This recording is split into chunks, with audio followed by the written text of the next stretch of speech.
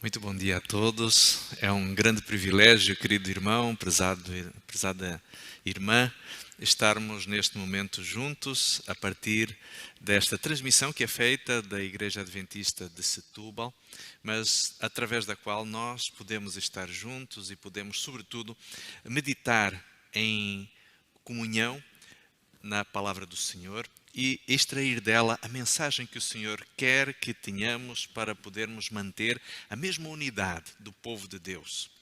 Queridos irmãos e prezados amigos, como é do conhecimento de todos, nós estamos neste momento ainda num período de bastante contingência por causa da pandemia, que há longos meses, já quase 2 anos, que vem fustigando este planeta. Contudo, temos experimentado há algumas semanas a bênção de podermos estar juntos e de adorarmos juntos. Recentemente, por uma questão muito particular, a nossa igreja precisou novamente voltar a suspender as suas atividades presenciais. E damos graças a Deus porque os recursos tecnológicos e também o apoio dos irmãos que estão por detrás das câmaras e de todo o processo de transmissão permitem que, embora estejamos com as portas desta igreja fechadas ao público, mas podemos estar juntos através justamente destes meios de adoração, destes meios que nos levam a estarmos em comunhão, em unidade, através da reflexão conjunta da palavra do Senhor. Contudo, dentro de poucos dias, como há pouquinho o irmão Emanuel nos dizia, nós voltaremos a poder regressar a este espaço para continuarmos a adorar em conjunto. Contudo, o tema da meditação desta manhã, o título da meditação desta manhã, Igreja Viva, até parece quase um contrassenso quando nós pensamos que estamos a viver contingências que nos obrigam a usar máscaras, a não podermos, enfim, nos abraçar da forma como fazíamos até há algum tempo atrás, ou não podermos muitas vezes, como neste momento a Igreja de Setúbal, reunir-se presencialmente porque é necessário que permaneçamos em casa durante algum tempo para que o contágio desta doença que tem tirado a vida a tantas pessoas, não se espalhe, se alastre dentro da nossa comunidade. Por isso, então, parece um contrassenso dizer que a igreja é viva, mas a realidade, queridos irmãos, é que a igreja permanece viva não pelo fato das pessoas estarem juntas, estarem no mesmo espaço, mas ela permanece viva porque existe um conjunto de circunstâncias que são muito para além da convivência física que fazem com que a igreja realmente permaneça viva.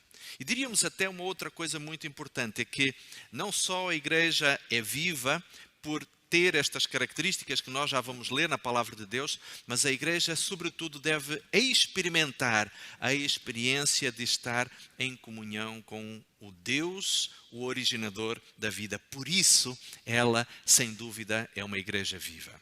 E o texto que eu gostaria de convidar, queridos irmãos, é que nesta manhã nós pudéssemos meditar. É um texto muito conhecido que se encontra no livro de Atos, no qual o autor Lucas, no capítulo 2 de Atos, dos versos 42 ao verso 47, ele faz uma descrição heróica da igreja primitiva, logo naqueles momentos em que o Espírito Santo foi derramado sobre os apóstolos no chamado dia do Pentecostes.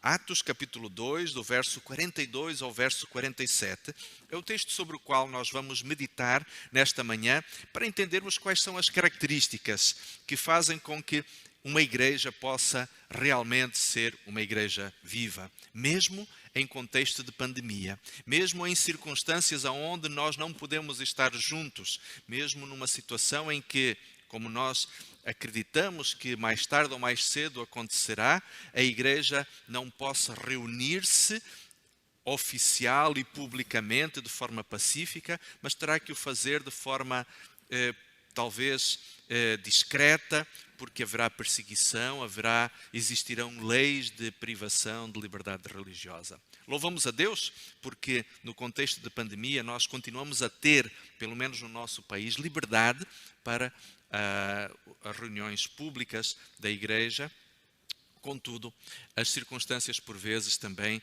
podem ser dificultadas por outras e quaisquer razões, como no caso a doença que o mundo inteiro está a viver. Contudo, vamos meditar sobre este texto de Atos, capítulo 2, e começamos então com o verso 42, quando Lucas diz assim: "E perseveravam na doutrina dos apóstolos e na comunhão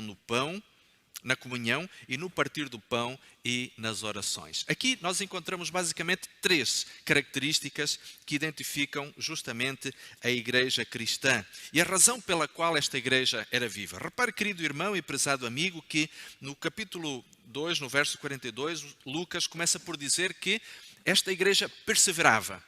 Reparem, a igreja cristã, ao longo da sua história, sempre teve dificuldades, sempre enfrentou provações que puseram à prova justamente a capacidade de resiliência desta igreja permanecer unida entre si e conectada com o seu Deus.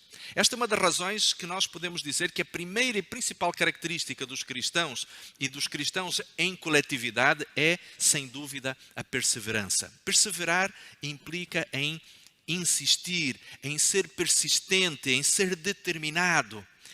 Aquelas pessoas que hoje querem fazer uma coisa e amanhã já estão a mudar de ideias, de planos e de projetos, normalmente são pessoas que não têm sucesso na vida, porque o estar constantemente a mudar de ideias, hoje o hobby é ser filatelista, fazer coleção de selos, amanhã, quem sabe, já é praticar um novo desporto, uma modalidade nova que apareceu por aí, e depois mudar para uma outra atividade logo a seguir. Quem não é persistente, normalmente não tem sucesso.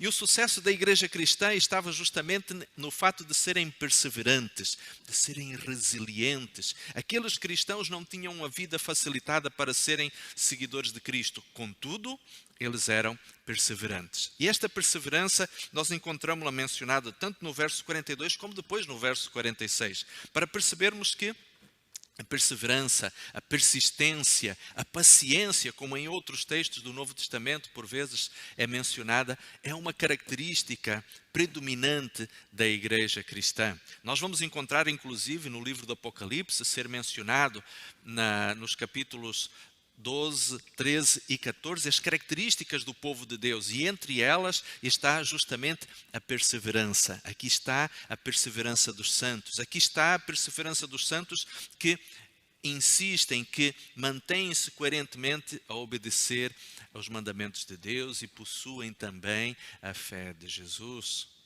Queridos irmãos e prezados amigos, a perseverança é sem dúvida uma das características fundamentais de uma igreja que permanece viva. Ser resiliente.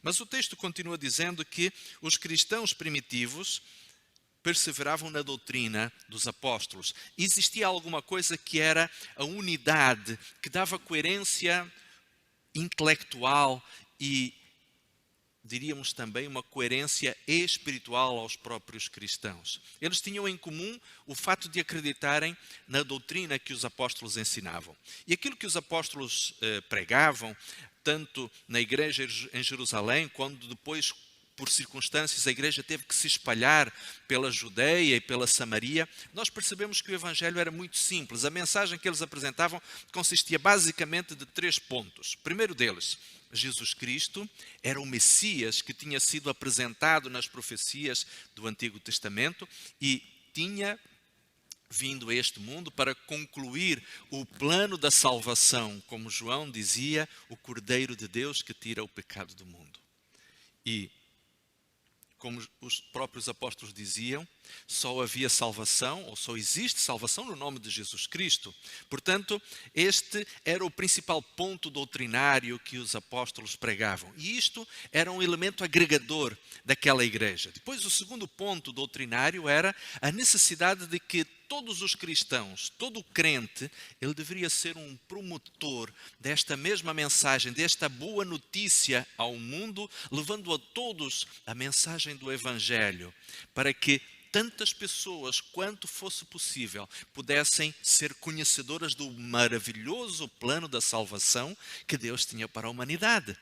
E desta forma, então, todos os cristãos, mais ou menos dotados, mais ou menos capacitados com eloquência ou com dons naturais, eram convidados a poderem eles mesmos, na sua escala de influência, junto dos seus amigos, da sua família, dos seus vizinhos, das pessoas com quem estavam em contacto.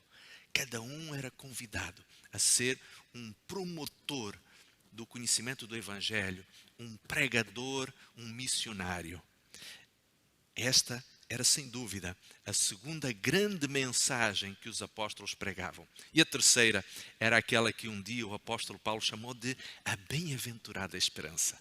A expectativa de ver Jesus voltar. A certeza de que um dia Cristo haveria de regressar exatamente da mesma maneira que ele tinha sido visto subir ao céu. E agora então reparem estas três ideias muito simples, fáceis de recordar por qualquer pessoa. Não importa se fosse uma pessoa mais ou menos esclarecida, ou se fosse uma criança, ou ainda uma pessoa pouco aculturada. Eram ideias simples, eram fáceis de ser entendidas, eram ideias agregadoras. Jesus é o nosso Salvador. Eu tenho a missão de partilhar com outros este mesmo Evangelho e Jesus vai voltar em breve. Estas pessoas estavam entusiasmadas, elas tinham um motivo forte para estarem juntas, porque elas tinham crenças simples, fáceis de ser entendidas, mas que eram, sobretudo, crenças que as motivavam, que as encorajavam. O texto do verso 42 continua ainda dizendo que, além de perseverarem na doutrina dos apóstolos, eles também tinham uma experiência de comunhão. A palavra que é usada aqui é uma palavra que era comumente usada na língua grega, que é a palavra koinonia, que representava não só unidade, fortalecimento, mas também fraternidade. A palavra koinonia transmitia justamente esta ideia de que todas as pessoas tinham algo em comum, elas tinham um elemento agregador que fazia com que elas se sentissem irmãs umas das outras. E a sua fraternidade, a sua irmandade estava centrada na pessoa de Jesus Cristo. O texto continua ainda dizendo que eles não só perseveravam na doutrina dos apóstolos, na comunhão, mas também no partir do pão e nas orações. O partir do pão foi uma prática que Jesus tinha instituído junto com os seus discípulos e que aludia à última cerimônia, à última Santa Ceia que Jesus tinha partilhado com os seus discípulos quando, na Páscoa daquele ano 31, instituiu esta refeição que, lançando mão de elementos muito simples, como o pão sem fermento e o sumo da uva, haveriam de servir como catalisadores, como, diria ainda, como elementos que preservariam na memória das pessoas a recordação, primeiro, de que elas tinham sido salvas por Jesus Cristo. O pão e o sumo da uva representavam a salvação, que tinha sido concretizada na cruz do Calvário. O corpo de Cristo que tinha sido entregue em nosso favor e o seu sangue derramado, que servia como elemento de purificação, de justiça para todo o crente que aceitasse o sacrifício de Jesus como o seu próprio sacrifício para a remissão dos seus próprios pecados. E por outro lado, a Santa Ceia também tinha um aspecto futuro, porque Jesus tinha dito: desde agora não tomarei este pão e este sumo de uva, até que o volte a fazer com vocês na eternidade. E agora imaginem que quando um cristão celebrava esta ceia, esta Santa Ceia,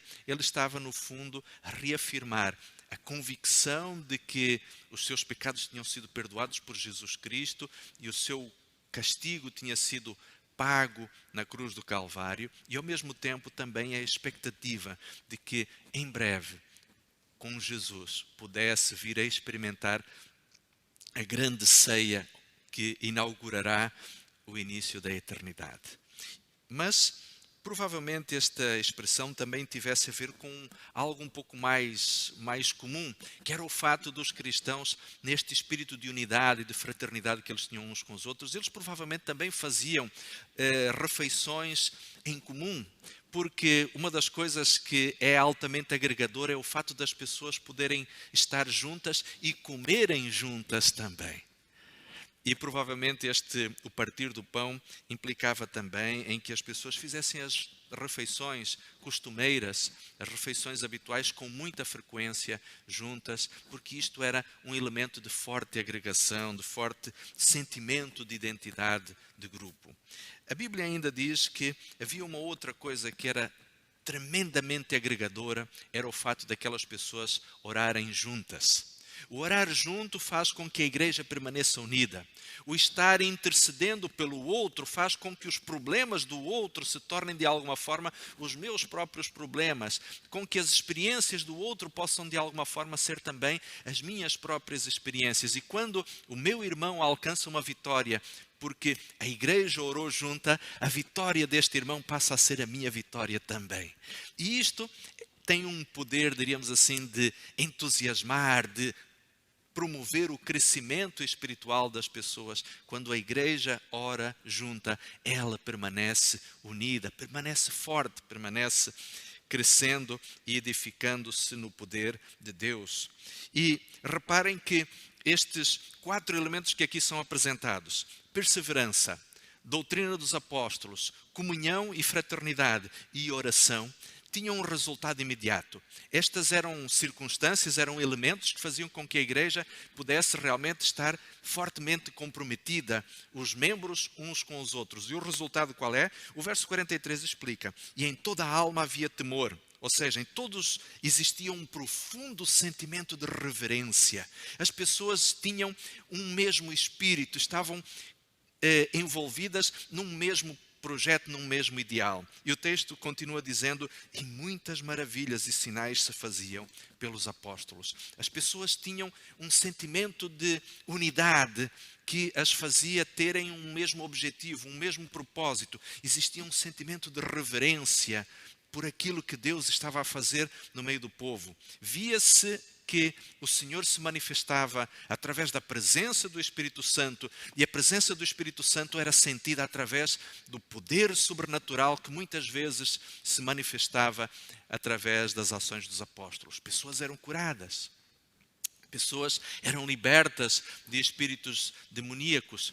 Outros sinais talvez não fossem tão evidentes em termos de efeito sobrenatural, mas pessoas que venciam os seus problemas pessoais, pessoas que eram reconhecidamente pessoas com problemas temperamentais difíceis e que agora a sua maneira de ser, o seu temperamento, o seu caráter era transformado. E isto era evidente, isto era algo que fazia com que as pessoas vissem a passo, a dia, como realmente era bom fazer parte daquele grupo de cristãos. As manifestações do poder de Deus, sendo elas de natureza sobrenatural ou até nem tanto, faziam com que, sem dúvida, o povo tivesse um profundo sentimento de solenidade pela presença visível do Espírito Santo. Mas deixe-me dizer-lhe aqui uma coisa, querido irmão e prezado amigo. Sabe, querida irmã, a verdade é que a maior manifestação do poder do Espírito Santo na vida de alguém não é quando esta pessoa tem um cancro, fase 4, e ela é miraculosamente transformada. O maior poder, ou a maior manifestação do poder de Deus, não é quando algo de natureza sobrenatural e cientificamente inexplicável acontece. A maior manifestação da presença do poder de Deus é quando você e eu, com defeitos, com pecados, por vezes acariciados ao longo de anos e anos, de um momento para o outro, somos convencidos pelo Espírito de Deus da justiça, ou do pecado, da justiça e do juízo. E estes pecados que por tanto tempo estavam arraigados na vida da pessoa, de um momento para o outro se desvanecem e deixam de ser um domínio opressor sobre a vida da pessoa. Imagine alguém que era um dependente de bebidas alcoólicas ou de drogas. Alguém que tinha vícios e hábitos tão fortemente arraigados que o escravizavam e que de repente, num momento de entrega ao Senhor, num momento de completa disponibilidade, o Senhor então liberta a mente e o coração desta pessoa e ela agora é livre dos vícios, é livre das compulsões, é livre das dependências, é livre daqueles maus hábitos. Este, sem dúvida, é a maior evidência, Esta, sem dúvida, é a maior evidência da presença do Espírito Santo na vida da igreja. É quando homens e mulheres têm a cada dia o seu caráter transformado, as suas propensões abrandadas pela presença do Espírito Santo. Esta é, sem dúvida, a maior evidência do amor de Deus e da sua presença. Quando o povo de Deus se liberta do orgulho para se transformar num grupo de pessoas verdadeiramente amoráveis, humildes e mansas no poder e na palavra do Senhor. Mas o texto continua dizendo, verso 44, e todos criam e estavam juntos e tinham tudo em comum. Este espírito de fraternidade fazia com que houvesse efetivamente uma onda de generosidade que se alastrava pelo povo de Deus. E diz o verso 45, e vendiam as suas propriedades e fazendas e repartiam com todos segundo cada um necessitasse. Há um exemplo muito eloquente na história do povo, dos cristãos primitivos, que nos é contado entre o final do capítulo 4 e o capítulo 5, quando esta onda de solidariedade, esta onda de autêntica generosidade foi manifesta de uma forma muito particular por um homem chamado Barnabé. Nós não sabemos até que ponto, mas aparentemente Barnabé terá sido um dos primeiros a pensar em vender as suas propriedades para dar àqueles que necessitavam. E é significativo o fato de Lucas referir Barnabé, não porque ele fosse uma pessoa proeminente na história do cristianismo, mas porque é mencionado o fato de que Barnabé era um levita. E como sabem, os levitas, ou as pessoas das famílias levíticas, eram pessoas que, quando foi feita a distribuição entre os israelitas nos tempos de Josué, eles não tinham possessões, eles não tiveram terras que lhes foram atribuídas. Os levitas deviam viver nas cidades, no meio do povo, para que em cada cidade, existindo famílias de levitas, estes pudessem ser os pregadores da palavra, pudessem ser os ensinadores dos rudimentos da lei. E desta forma, então, os levitas, pelo ministério que lhes foi entregue, eles estavam, de alguma forma, condicionados, inclusive até ao seu próprio enriquecimento pessoal. O que quer dizer que para que um levita realmente pudesse ter uma propriedade, isto provavelmente implicava em que durante gerações e gerações estas pessoas viessem a economizar o dinheiro que recebiam, o dinheiro que alcançavam através de outras atividades paralelas que tivessem em termos profissionais e que pudessem efetivamente levar, por vezes, muitas gerações até que comprassem uma determinada propriedade. Nós não vamos ler o texto, mas quando no final do capítulo 4 nos é efetivamente contada a história de Ananias e Safira, que sentiram-se empolgados pela atitude de Barnabé, que era levita, nós podemos imaginar que este homem, este Barnabé, quando decidiu vender a sua propriedade, ele deve ter posto de lado algo que tinha custado economias de muitas gerações da sua família, de gente longínqua na sua ancestralidade. Mas isto não impediu que este Barnabé pudesse efetivamente encabeçar uma onda de solidariedade que se manifestou dentro da igreja cristã. Não estamos aqui a dizer, queridos irmãos e prezados amigos, que todos nós devemos nos desfazer completamente dos recursos que Deus coloca na nossa vida, na nossa existência, para os dotarmos completamente à igreja. Não, mas aquilo que a Bíblia está a dizer, no fundo, é que nós devemos também, através do exemplo destes cristãos primitivos, ser de tal forma conscientes das necessidades da nossa comunidade, das necessidades e dos projetos que a nossa igreja tenha, para que cada um, com a generosidade que Deus colocar no seu coração, possam ajudar a fazer frente às necessidades dos nossos irmãos que estão a passar por lutas e por dificuldades, às necessidades dos projetos que a igreja tenha para, de fato, poder crescer e continuar a cumprir a sua obra. Eu lembro, por exemplo, que esta igreja, esta congregação em particular, tem uma belíssima área de intervenção social através da delegação da ADRA da igreja de Setúbal. provavelmente uma das delegações mais ativas do país e que nos traz alegria o fato de fazermos parte de uma congregação como esta, que leva tão a sério projetos sociais que funcionam todos os dias da semana praticamente. E é, sem dúvida, uma grande alegria podermos ver como estes projetos continuam ativos. Mas também é verdade que muitos irmãos que continuam a fazer com que estes projetos estejam de pé, muitas vezes precisariam de ter, da parte da sua família espiritual, mais disponibilidade para ajudar. E aqui, querido irmão, prezado amigo, você que nos está a assistir neste momento, fica talvez o desafio. Tome do tempo que Deus lhe dá de vida para separar deste tempo algo para efetivamente ajudar nos projetos sociais da sua igreja. Procure informar-se, procure saber em que a sua disponibilidade poderá ser útil. Existem por vezes coisas tão simples como pegar numa carrinha como aquela que a nossa delegação tem e ir aqui ou acolá algumas horinhas por semana para ir buscar alimentos, ir buscar recursos que depois haverão de ser encaminhados para outras pessoas. Para si poderão ser apenas algumas horas na semana, para outras pessoas poderá ser a diferença entre ter uma refeição ou não ter uma refeição. Poderá ser o auxílio para, inclusive, outros companheiros de jornada, como aqueles que são voluntários na nossa delegação da ADRA, poderem ter um pouquinho mais de tranquilidade, sabendo que a missão desta delegação continua a ser cumprida.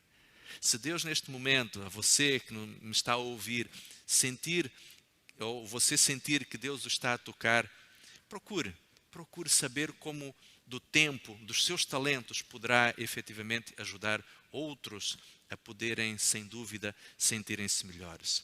Mas ainda lembraria que esta igreja é uma igreja abençoada, que tem projetos muito interessantes. Temos uma escola a construir, temos projetos bonitos com as crianças, temos uma igreja com muitos jovens que necessitam efetivamente ser mentorados, ser orientados espiritualmente por outras pessoas. E desta forma, quem sabe, muitos de nós possamos aproveitar das vivências, da própria experiência pessoal que temos para ajudar os nossos irmãos que são mais jovens, as nossas crianças que estão no caminho, a começar a dar os primeiros passos no caminho da vida cristã.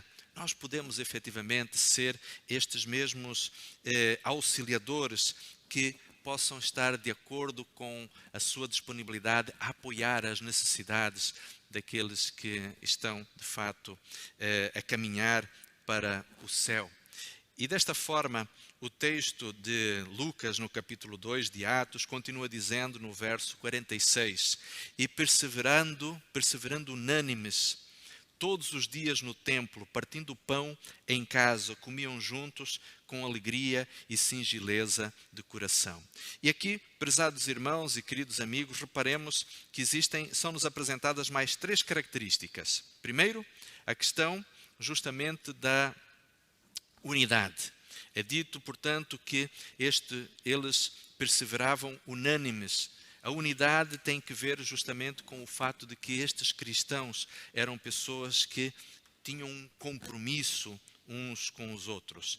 E depois, a 7ª característica é aquela que nos mostra que eles eram sem dúvida generosos. Existia uma onda de generosidade que era permanente, que passou a fazer parte da cultura daquela comunidade religiosa. E então qual foi o resultado? O resultado era justamente isto. Via-se que aquelas pessoas estavam juntas, elas eram comprometidas, elas estavam de tal forma envolvidas umas com as outras, que isto era perceptível, não só entre todos aqueles que faziam parte do grupo, como também as pessoas que estavam fora da comunidade também percebiam isto.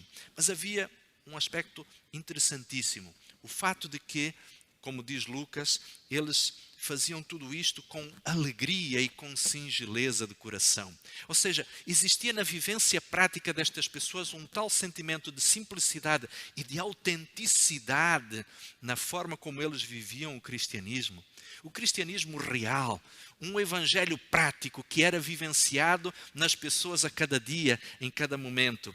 E isto fazia com que as pessoas pudessem estar nas suas reuniões nos seus momentos de adoração, de forma que o louvor se tornava alguma coisa espontânea.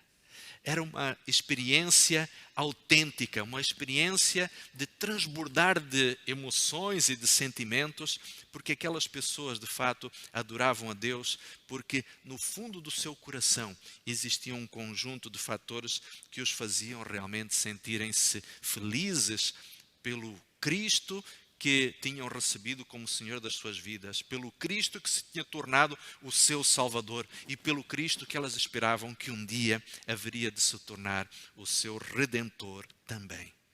E o verso 47, então, conclui com uma marca heróica esta descrição e diz: louvando a Deus, caindo na graça do povo, e todos os dias acrescentava o Senhor à igreja aqueles que se haviam de salvar. Sabem uma coisa? Esta igreja, este grupo de pessoas, era de tal forma atraente, de tal forma agradável, que não havia ninguém que resistisse ao desejo de fazer parte de um grupo como aquele. Era uma família, mais do que isso. Era um grupo de pessoas no meio das quais o amor era sentido de uma forma tão autêntica, tão genuína, que aquilo era como um cheiro agradável, que atraía as pessoas, como uma música melodiosa que fazia com que as pessoas viessem para ouvir, para escutar. O cheiro do amor e a melodia do amor cristão são alguma coisa absolutamente irresistível. E era esta a igreja viva dos tempos apostólicos. Mas deixem-me dizer-vos uma coisa, queridos irmãos, eu também conheço uma igreja assim. E eu tenho o privilégio de fazer parte desta igreja. Esta igreja, posso dizer em grande medida, que é a congregação da qual você e eu fazemos parte. E a grande bênção de Deus é que muitas das virtudes que aqui são descritas estão presentes na nossa igreja. Agora, há uma coisa importante, e é aqui, querido irmão e amigo, que eu queria que você pudesse ouvir da parte de Deus o convite que o Senhor lhe faz. É que cada uma destas 7 características, ela estava presente no coração individualmente de cada um dos cristãos que faziam parte da igreja lá de Jerusalém. E a igreja da qual você e eu fazemos parte, queridos irmãos, tem estas características. Mas agora é necessário que ela faça parte das características pessoais de cada um de nós.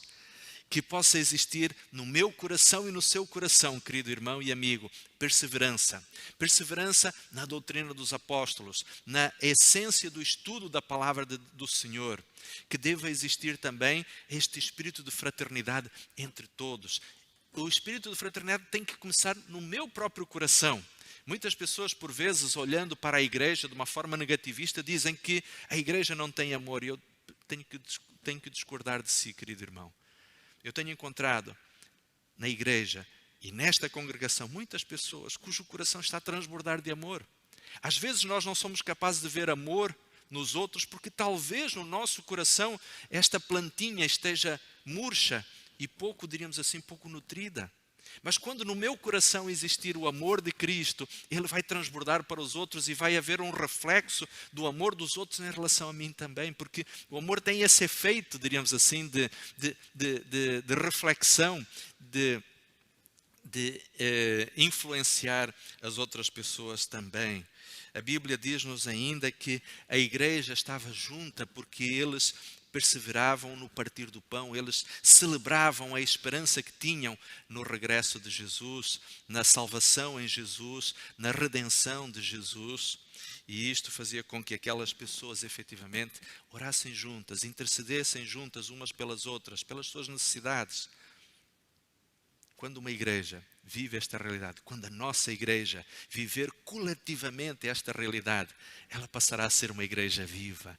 Ela já é uma igreja viva e ela haverá de ser mais viva ainda, apesar de neste momento nós não podermos estar aqui nos bancos da igreja, mas isto não impede que vivamos a vivacidade, a autenticidade do cristianismo, porque a proximidade física não é tudo.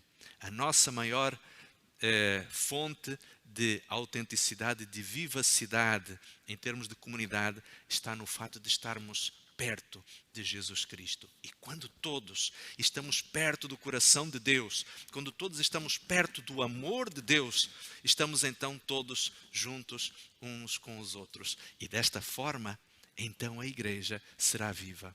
Por quê? Porque estando com Jesus, a fonte da vida, todos nós acabaremos por transbordar uns aos outros esta coisa fantástica que se chama o amor de Deus. Eu terminava lendo consigo, prezado irmão, João capítulo 13 e os versos 34, 35. Jesus disse aos seus discípulos, em forma quase de uma despedida, como palavras monumentais para os inspirarem. João capítulo 13, versos 34 e 35. Um novo mandamento vos dou, que vos ameis uns aos outros como eu vos amei, que também vos ameis uns aos outros. E nisto todos conhecerão que sois meus discípulos, se vos amardes uns aos outros. Querido irmão e prezado amigo, que esta seja a realidade na sua vida. Que esta seja a realidade na minha vida e na vida coletiva da nossa família espiritual. E que vivamos bem perto do amor de Deus. Que vivamos a experiência de uma autêntica relação real, de uma autêntica espiritualidade com Jesus. É a minha oração